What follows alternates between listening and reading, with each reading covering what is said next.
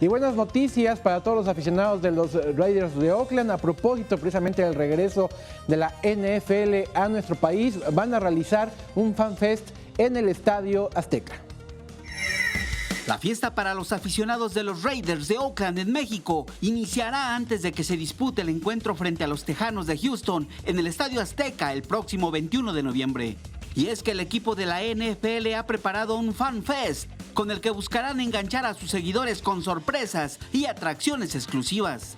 La cita será el próximo 30 de abril en el Coloso de Santa Úrsula y contará con varios jugadores del equipo, quienes convivirán con los asistentes. A propósito del Día del Niño, los Raiders también tienen varias sorpresas preparadas para festejar a los pequeños que se den cita con sus padres en el Fan Fest del Estadio Azteca. Puedes registrarte para ser parte de este evento en el enlace www.mexico.raiders.com/es.